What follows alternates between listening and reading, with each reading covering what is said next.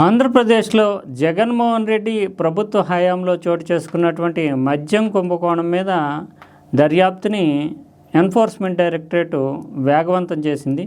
ఇప్పుడు కీలకమైనటువంటి సాక్షిగా మాజీ ఎంపీ, ఒకప్పటి వైఎస్ఆర్ కాంగ్రెస్ పార్టీ ప్రధాన కార్యదర్శి, వైఎస్ఆర్ కాంగ్రెస్ పార్టీకి అప్పట్లో పార్లమెంటరీ పార్టీ నేత, అంటే అటు రాజ్యసభ లోక్సభ సభ్యులందరికీ కలిపి నాయకుడిగా వ్యవహరించినటువంటి విజయసాయిరెడ్డిని 22వ తేదీన హైదరాబాద్లోని ఎన్ఫోర్స్మెంట్ డైరెక్టరేట్ కార్యాలయంలో విచారించేందుకు గాను ఆయన్ని పిలిచింది.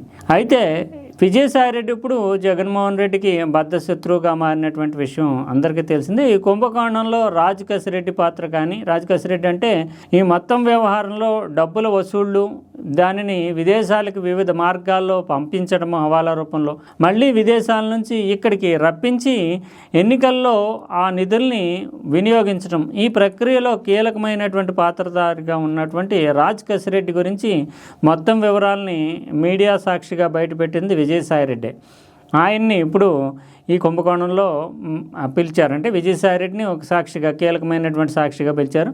మరోవైపు ఈ పాత్రలో అంటే మనీకి సంబంధించినటువంటి ట్రాన్సాక్షన్స్లో రాజకేశిరెడ్డి 100 కోట్ల రూపాయలని పంపడానికి ఏ మార్గాలను అనుసరించాడో ఆ మార్గాలకి ప్రధానమైనటువంటి కేంద్రంగా ఉన్నటువంటి మిథున్ రెడ్డి, అంటే ఇప్పుడు వైఎస్ఆర్ కాంగ్రెస్ పార్టీకి సంబంధించి పార్లమెంటరీ పార్టీ నేతగా ఉన్నటువంటి మిథున్ రెడ్డిని అంటే ఆయనని నిందితుడు పాత్రలో ఇప్పుడు విచారణకి పిలిచారు.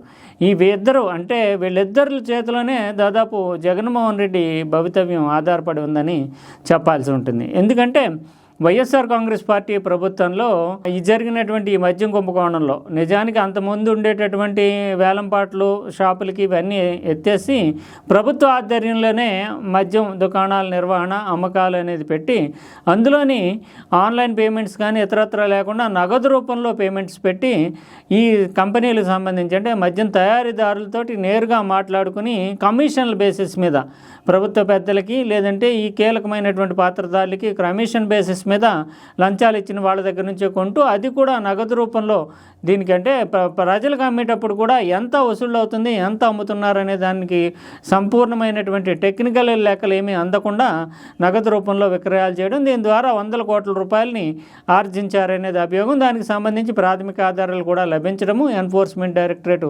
రంగప్రవేశం చేయడం, ఇలా వసూలైనటువంటి మొత్తాన్ని విదేశాలకు తరలించి హవాలా రూపంలో కానీ ఇతరత్ర కానీ మళ్ళీ అక్కడ నుంచి వేరే వేరే కంపెనీల రూపంలో, పెట్టుబడుల రూపంలో, ఇతరత్ర రూపంలో ఇక్కడికి రప్పించి ఎన్నికల్లో ఈ డబ్బును వాడారు అనేది ప్రధానమైనటువంటి అభియోగం.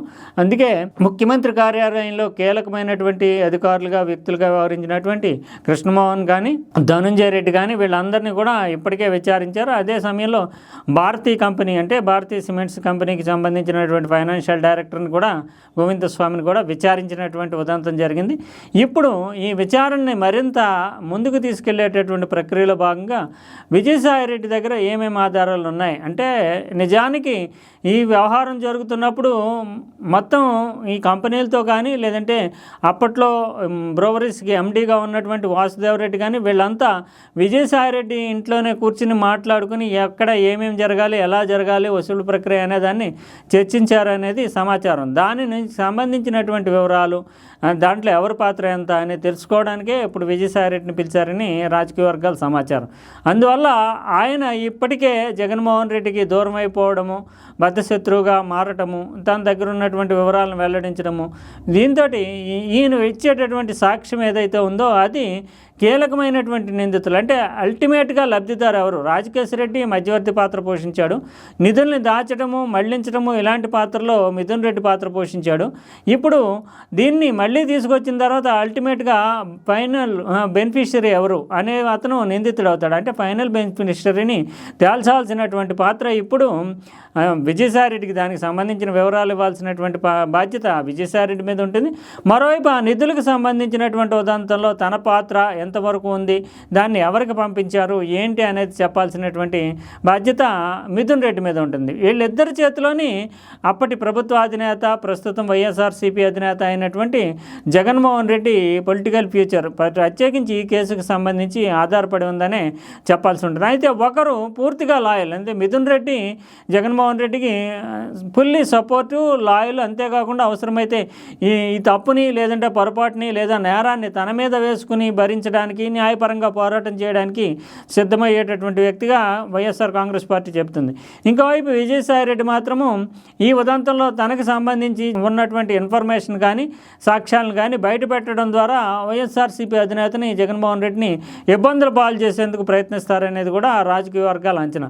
ఏదేమైనప్పటికీ విజయసాయిరెడ్డి సమర్పించేటటువంటి సాక్ష్యాలు, ఆధారాలు ఇవన్నీ ఎన్ఫోర్స్మెంట్ డైరెక్టరేట్ ఇతర నిందితులు, ప్రధానమైనటువంటి నిందితుడైనటువంటి వ్యక్తుల మీద చర్యలు తీసుకోవడానికి ఉపయోగపడుతుందా, లేదంటే 22వ తారీఖునే విజయసాయిరెడ్డిని విచారిస్తున్నారు కనుక ఆయన ఇచ్చిన వివరాల మేరకు 23వ తారీఖున విచారించేటటువంటి మిథున్ రెడ్డిని కార్నర్ చేయడానికి, ఎందుకంటే ఈ విషయాలు ఎలా జరిగినవి, దీనికి మీరు చెప్పే సమాధానం ఏంటి, మా దగ్గర ఈ ఆధారాలు ఉన్నాయి, దీనికి మీరు ఇచ్చేటటువంటి సాక్ష్యం ఏంటి, ఇలా రకరకాల కోణాల్లో కార్నర్ చేయడానికి మిథున్ రెడ్డిని ఏమీ చెప్పలేనటువంటి, తప్పించుకోలేనటువంటి పరిస్థితికి నెట్టివేయడానికి విజయసాయిరెడ్డి సాక్ష్యం ఉపయోగపడుతుందా అనేది వేచి చూడాలి. ఏదేమైనా ఈ కుంభకోణానికి సంబంధించి జరిగినటువంటి మొత్తం తతంగం మాత్రం జగన్మోహన్ రెడ్డికి ప్రతిష్టకి ఇబ్బందికరమే కాకుండా లీగల్ వర్క్లో కూడా ఆయన్ని ఇరికించగలిగితే ఖచ్చితంగా పొలిటికల్ కెరియర్లో ఇది పెద్ద దెబ్బగానే భావించవాలి.